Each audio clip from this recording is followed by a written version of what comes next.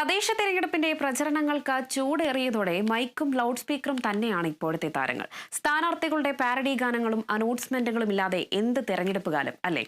അതുകൊണ്ട് തന്നെ വലിയ തിരക്കിലാണ് ലൈറ്റ് ആൻഡ് സൗണ്ട് സ്ഥാപനങ്ങളുടെ ഉടമകൾ.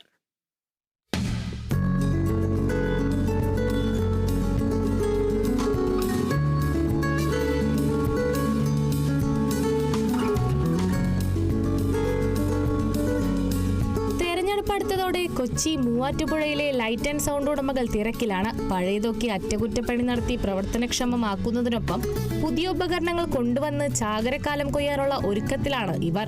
അധികാരികളിൽ നിന്ന് അനുമതി വാങ്ങിയതിനു ശേഷം മാത്രമേ പ്രചാരണത്തിനായി ഉച്ചഭാഷിണികൾ ഉപയോഗിക്കാൻ പാടുള്ളൂവെന്നാണ് വ്യവസ്ഥ. കോവിഡ് കാലത്ത് ഉൾപ്പെടെ ഉണ്ടായ നഷ്ടങ്ങൾ നികത്താൻ ഈ തെരഞ്ഞെടുപ്പോടെ സാധിക്കുമെന്നാണ് മൂവാറ്റുപുഴ കീർത്തി സൗണ്ട്സ് ഉടമ ജെയിംസ് പറയുന്നത്. കോവിഡ് കാലഘട്ടം കഴിഞ്ഞ് ഞങ്ങൾ വളരെ പ്രതിസന്ധി നേരിട്ടുകൊണ്ടിരിക്കുന്ന, അതിൽ നിന്ന് കരകയറിക്കൊണ്ടുവരുന്ന ഒരു സമയത്താണ് ഈ മുനിസിപ്പൽ പഞ്ചായത്ത് ഇലക്ഷൻ നടക്കുന്നത്. അതുകൊണ്ട് ഞങ്ങൾക്ക് വളരെ സന്തോഷമാണ്. എല്ലാ വർഷത്തേക്കാളും ഉപരിയായിട്ട് ഞങ്ങൾ സന്തോഷിക്കുന്നു. കാരണം നല്ല രീതിയിൽ ഞങ്ങൾ പ്രതിസന്ധിയിൽ നിന്ന് കരകയറാനുള്ള ഒരു അവസരമായിട്ടാണ് ഞങ്ങൾ കാണുന്നത്. പഞ്ചായത്ത് ഇലക്ഷൻ മാത്രമാണ് ഞങ്ങൾക്ക് ഏറ്റവും കൂടുതൽ ഒരു ടൈറ്റ് അനൗൺസ്മെന്റ് വർക്ക് വരുന്നത്. അതുകൊണ്ട് ഞങ്ങൾ വളരെ സന്തോഷിക്കുന്നു.